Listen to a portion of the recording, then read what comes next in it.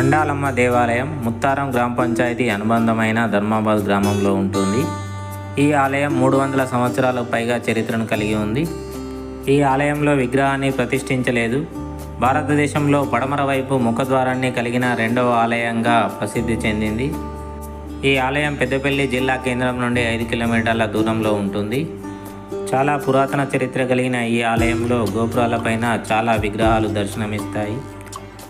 ఈ ఆలయం చుట్టూ మనకు గ్రామానికి సంబంధించిన పల్లె ప్రకృతి వనం ఏర్పాటు చేశారు.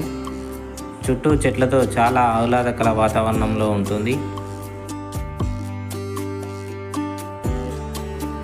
ఆలయంలో విగ్రహం ప్రతిష్ఠించలేదు. ఇప్పుడు మనకు కనిపిస్తున్నది ఇందులోనే ఒక బండరాయిని ఒక విగ్రహంగా పెట్టడం జరిగింది.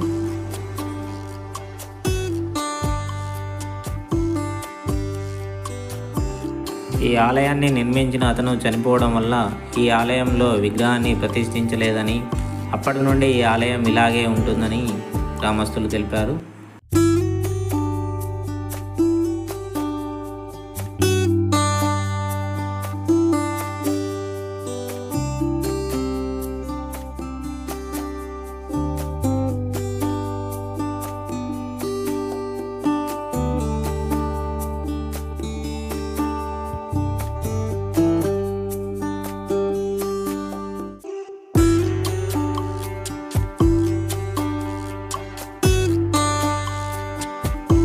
చాలా పురాతన చరిత్ర కలిగిన ఈ ఆలయం పెద్దపల్లి జిల్లా ముత్తారం అనుబంధ గ్రామమైన ధర్మాబాద్లో ఉంటుంది.